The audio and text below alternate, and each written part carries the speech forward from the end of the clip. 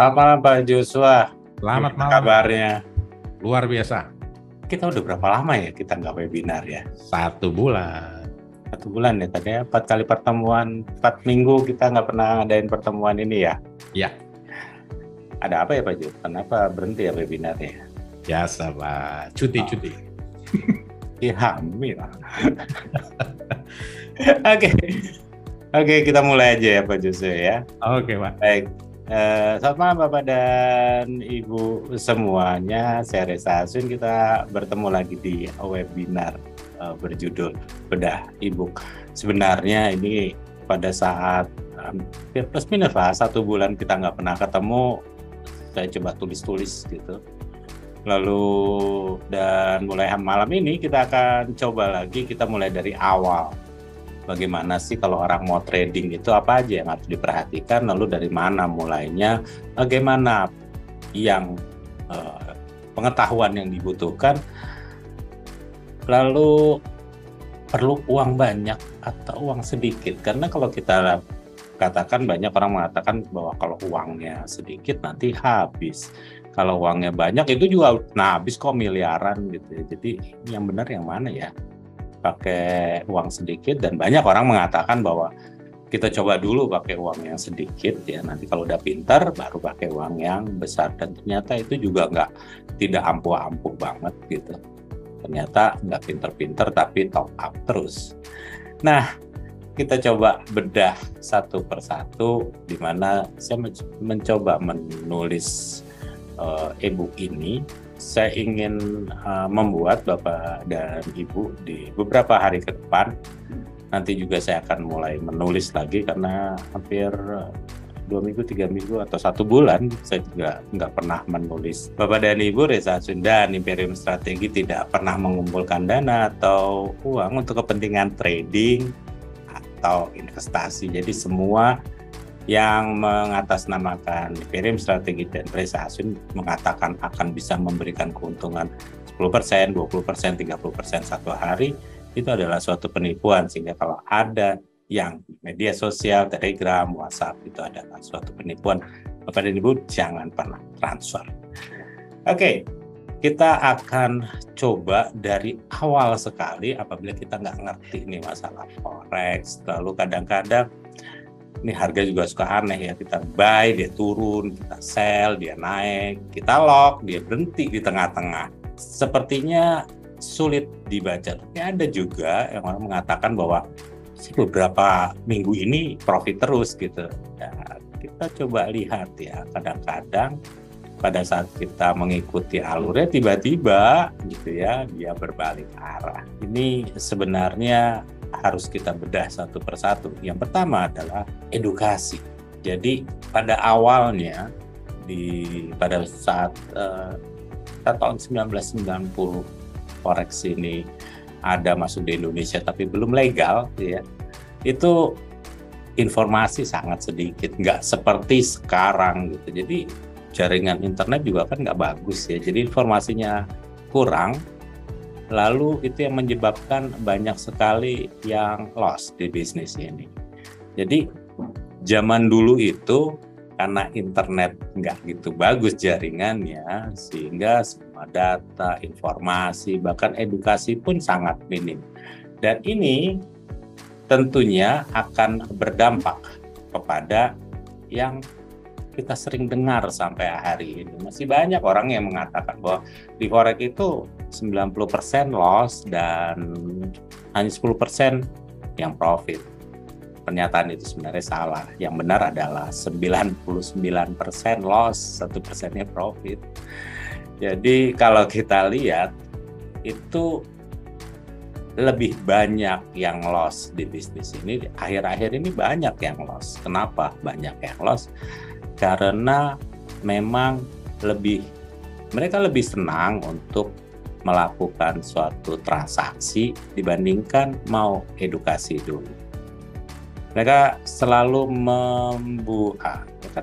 selalu menyisihkan uangnya untuk bertrading dibandingkan harus membayar untuk edukasi. Mau edukasinya di mana aja ya. Jadi saya nggak mengatakan harus edukasi di Imperium atau di A, di B. Nggak usah, di mana aja sama. Mau jadi otodidak juga boleh, belajar di YouTube juga boleh, di Google juga boleh. Yang penting belajar dulu, kenali dulu.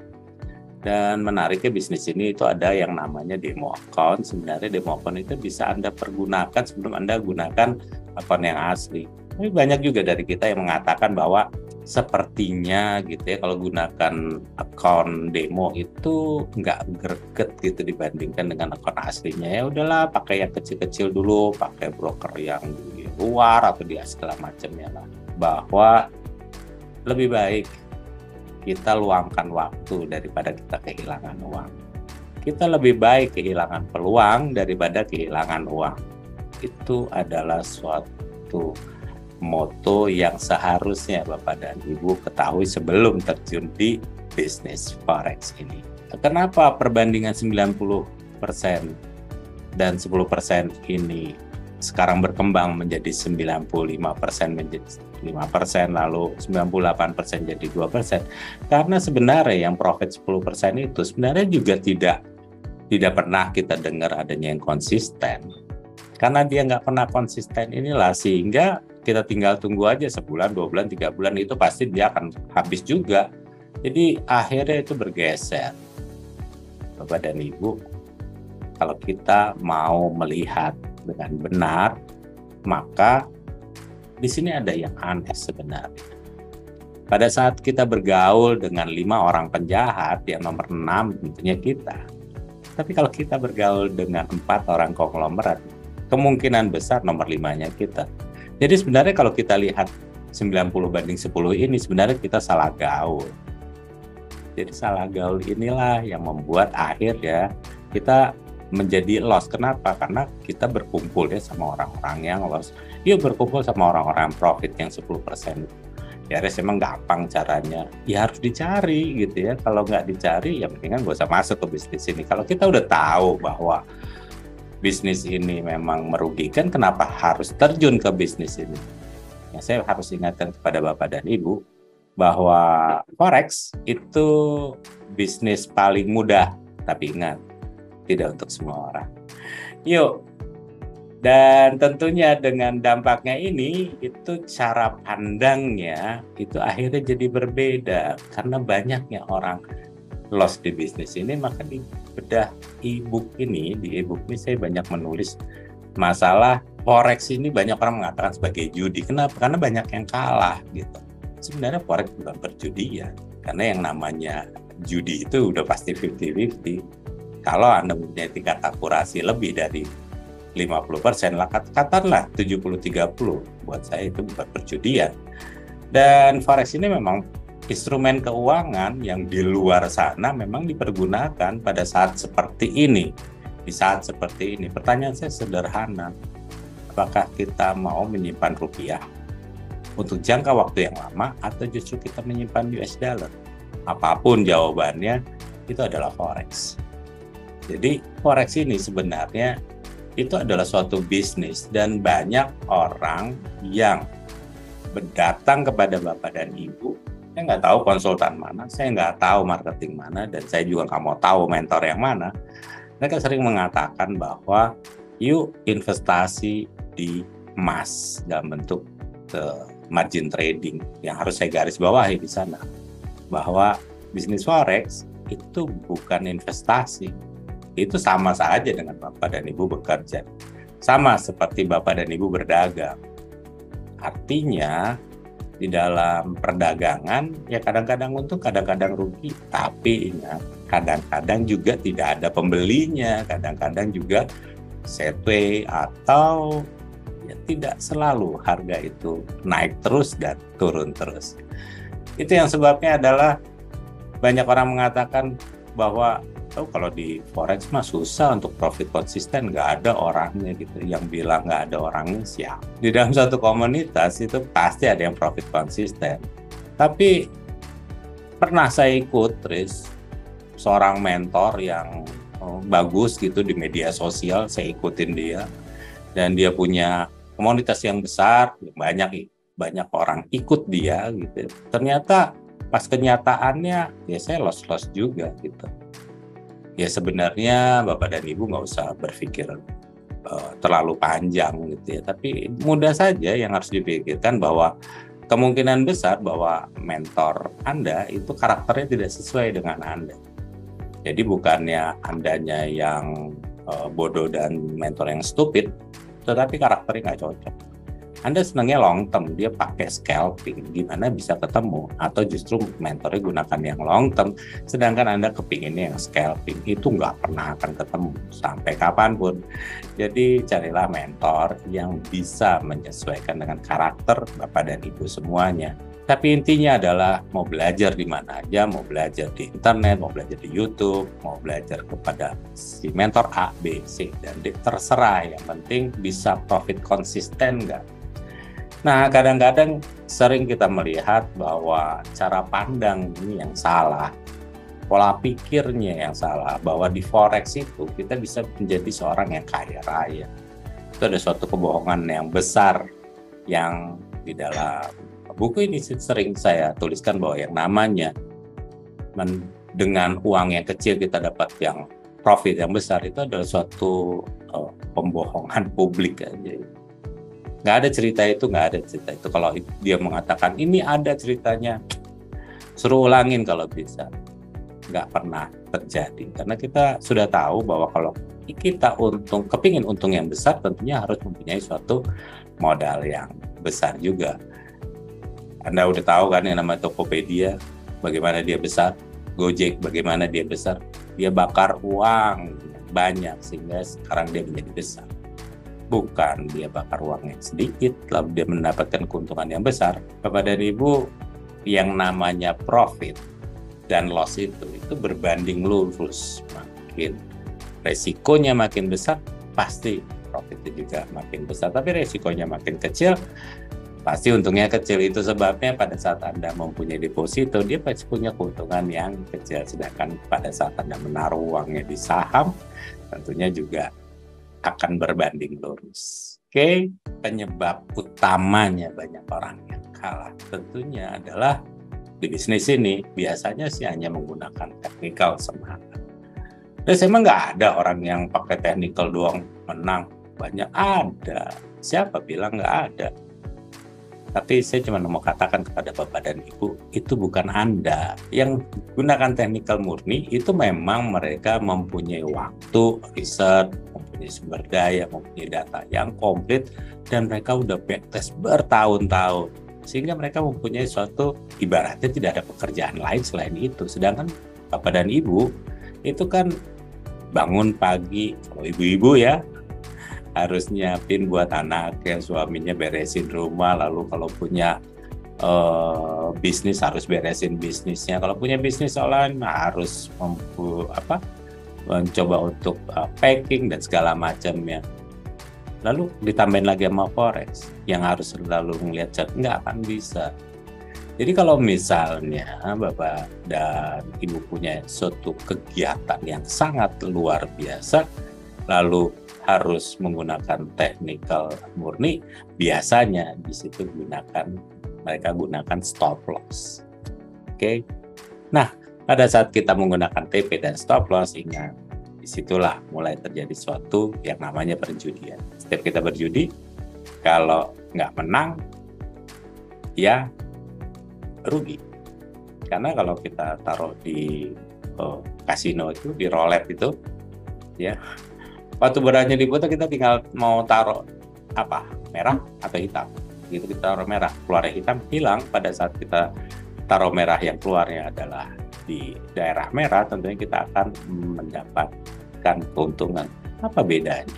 Nggak ada bedanya. Nah, untuk itu yuk jangan berpikir forex ini akhirnya menjadi suatu perjudian. Dan pada saat kita sudah menggunakan suatu technical murni, maka kebanyakan dari kita sudah masuk ke wilayah perjudian. Tapi kalau dia seorang profesional, silakan saja. Kenapa? Karena dia sudah hitung, RR-nya dihitung, lalu juga hitung winning rate-nya dia hitung. Sama seperti saya katakan di awal tadi, bahwa banyak orang yang loss di bisnis ini karena memang komunitasnya juga sering loss. Jadi Kalau profit itu hanya cerita-cerita aja, cerita yang lalu-lalu gitu. Pada kenyataannya sih belum tentu. Coba pada Ibu bermain judi. Itu kan cerita-cerita indah aja, bos itu menang, kemarin dapat itu. Coba kita main judi, nggak bakal menang. Bapak dan Ibu pada saat kita punya suatu komunitas ya, mau tidak mau itu akan membuat kita menjadi ketularan, mulai dari edukasinya, ilmunya, karakternya, skillnya, semuanya selalu menjadi jauh lebih baik. Dan namanya komunitas itu memang hanya banyak orang berkumpul dan memang mempunyai suatu fokus atau karakter, walaupun karakternya beda-beda, tetapi mereka mempunyai suatu ketertarikan yang sama. Dan kalau kita lihat di dalam komunitas itu banyak banget yang hancur gitu, komunitas forex itu kenapa sih banyak yang hancur? Ya karena biasanya mentornya dominan. Coba lihat ya, setiap mentor yang dominan itu komunitasnya bisa nggak berkembang dengan baik? Nggak akan bisa. Yang bagus itu memang the leaders-nya di dalam komunitas itu ya tidak terlalu dominan, mau belajar sama siapa aja boleh gitu. Dan setiap dari anggota komunitas tersebut kalau mau berbagi ilmu dan segala, namanya juga komunitas gitu. Tidak terlalu banyak aturan.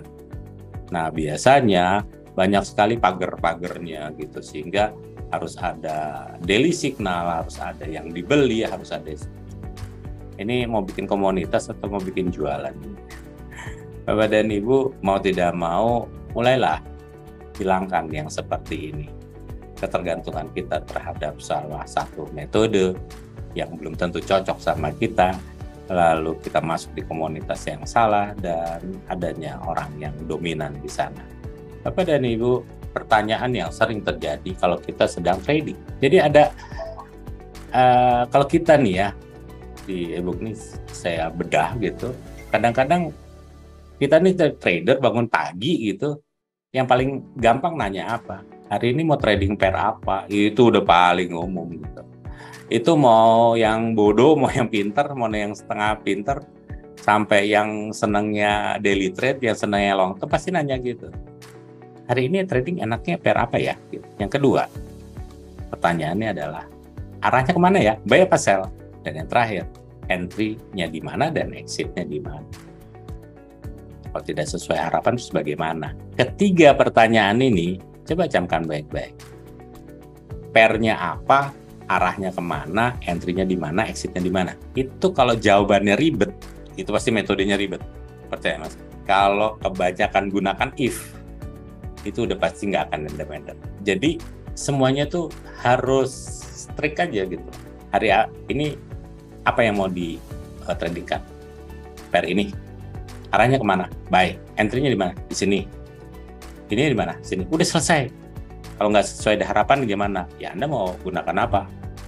Gunakan stop loss atau averaging, atau kalau saya sih nggak suka gunakan stop loss. Kenapa? Karena saya tahu pair apa yang harus dipilih. Lalu yang kedua, arahnya kemana? Entry-nya di mana? Exit-nya di mana? Kalau saya udah tahu itu, kenapa harus menggunakan stop? Kalau salah gimana? Kan lu bukan malaikat. Ini permasalahan. Kalau kita punya mobil, ini biasanya beda anak-anak milenial sama orang zaman dulu. Jadi orang zaman dulu itu kalau naik mobil senangnya yang punya pedal 3 gitu. Satu gas, satu rem, satu lagi kopling. Coba suruh pakai mobil yang matic, wah ribet. Kaki yang satunya lagi mungkin kemanain kan. Sama seperti trading. Jadi kalau trading itu sebenarnya yang harus dibenahi adalah money management-nya, engine-nya. Jadi kita nggak bisa nih nggak ngerti masalah money management.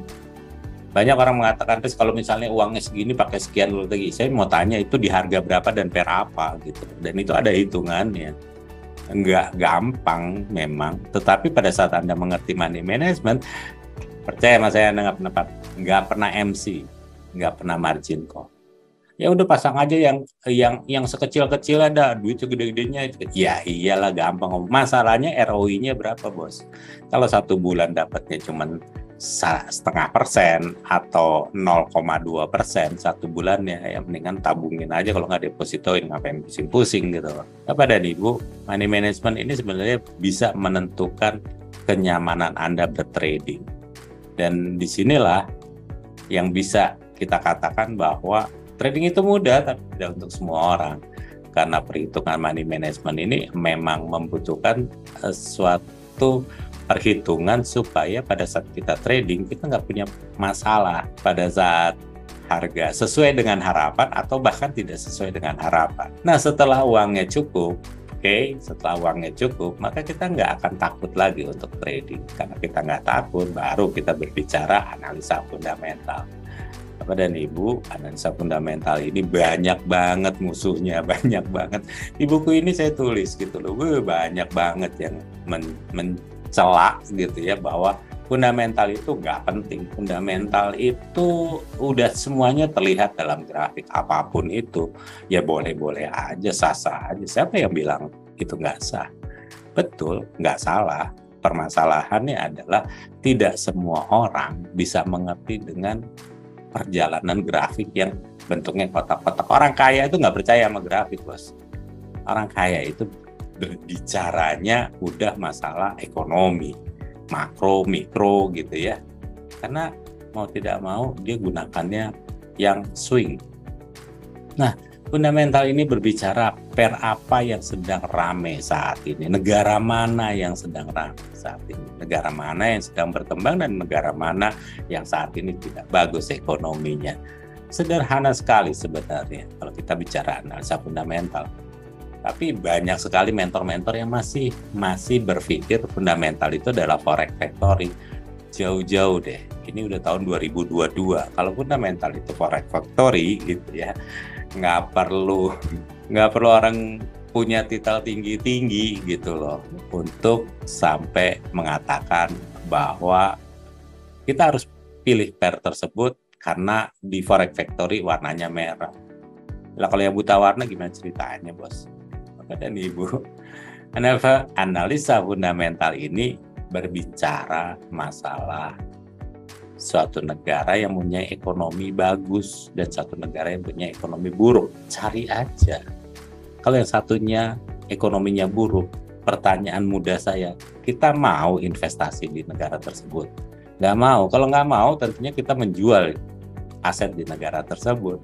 Dan tentunya kita harus sell dia dan kita harus ambil negara yang sedang bagus ekonomi. Bapak dan Ibu, kita tinggal melihat keadaan ekonominya, kita melihat keadaan keuangannya, geopolitiknya, itu sudah menjadi suatu yang namanya analisa fundamental dan bukan forex factory. Nah, setelah kita akhirnya tahu pair apa yang kita pilih dan kita juga tahu arahnya kemana, karena pada saat suatu ekonomi itu bagus ya udah kita buy aja.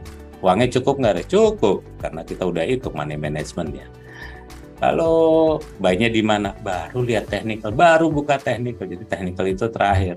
Kenapa? Karena sebabnya itu ada di fundamental. Sebabnya negara itu perang, maka mata uangnya turun. Itu kan nenek-nenek stroke juga tahu ya. Tapi kalau saya ngomong nenek-nenek stroke, kemarin ada yang komplain, kenapa harus nenek-nenek? Emang kakek-kakek nggak ada yang stroke? Ada juga sih ya. Jadi mau nggak mau kalau dikatakan bahwa negara itu sedang perang, ya mata uangnya pasti jatuh. Kalau mata uangnya jatuh ya kita sell dong. Semudah itu sebenarnya. Nah, pertanyaannya sell di mana? Baru buka technical. Sebabnya perang, maka kita jual. Sebabnya ekonominya buruk, makanya kita jualnya di mana. Nah, semua orang juga tahu kalau dijual pasti di resisten, bukan di support. Di support itu kan kita harus nge-buy. Jadi gimana, Riz? Kalau misalnya sekarang harganya ada di support, ya sudah kita tunggu aja dia jebol nggak supportnya jebol, support itu tentu akan jadi resisten. Tapi kalau memang ada di resisten ya tinggal di sell aja. Targetnya di mana sih? Targetnya di support. Semudah itu sebenarnya. Tapi kita harus ingat bahwa yang namanya mobil itu juga ada yang namanya Om Adrian misalnya senangnya pakai Nissan. Lalu Pak Timur ini senangannya pakai Honda, iya selera lah. Ya sentimennya mau mau Honda atau Toyota. Begitu juga di dalam trading. Sentimen ini penting gitu loh. Kenapa? Sebelum menjadi fundamental yang besar, sentimen ini pasti ada. Nah, nanti di otot kita akan banyak bercerita masalah sentimen. Jadi mau tidak mau, Bapak dan Ibu, kalau kita mau belajar trading dengan baik, kuasain dulu yang 4 ini. Buka, bedah dengan baik. Setelah itu baru kita coba didemokan dan baru kita bisa masuk di real account. Komunitas ini menjadi sangat penting. Jadi pada saat kita sudah mempunyai pokok-pokok yang harus kita kuasai, baru kita coba lihat komunitas ini sama nggak dengan apa yang kebutuhan kita. Kita kan nggak mau tiap hari ngeliatin chart gitu ya. Kalau nggak ada kerjaan, iyalah. Tapi kalau ada kerjaan nggak bisa seperti itu. Bapak dan Ibu mempunyai suatu jabatan yang tinggi di kantor. Lalu tiba-tiba, ya kalau kemarin-kemarin kan masih ada yang nawarin robot ya, kan sekarang kan udah kagak ada robot. Mau gimana lagi? Ada trading sendiri gitu. Copy trade juga kemarin hancur gitu. Dan apapun itu, carilah suatu komunitas yang benar-benar tujuannya untuk edukasi. Ini adalah suatu kelompok sosial, jadi ya mau tidak mau, dan ini tentunya kan bukan partai ya. Partai urusannya pasti masalah kekuasaan. Kalau ini kan cuman komunitas gitu ya, mau tidak mau ya mereka saling membantu. Nah, carilah komunitas yang baik, dan tentunya komunitas itu mempunyai suatu aturan main lah. Apapun itu, suatu komunitas pasti mempunyai suatu aturan main, karena maunya dia punya suatu ketertarikan yang sama, prinsipnya yang sama. Kalau udah masuk komunitas, semua atribut pasti akan dihilangkan karena semuanya pasti sama. Dia mau mentor, dia mau member, dia mau harus sama. Tapi kalau ada yang merasa lebih menonjol di dalam komunitas itu, percaya sama saya, komunitas itu nggak akan lama gitu. Segmennya itu yang penting. Jadi Anda mau masuk komunitas, ya masuk segmennya yang menurut Anda cukup. Jadi jangan paksakan Anda masuk ke suatu segmen yang Anda nggak kuat. Nantinya akan mempunyai masalah di dalam komunitas itu. Ya intinya carilah komunitas yang bisa profit konsisten.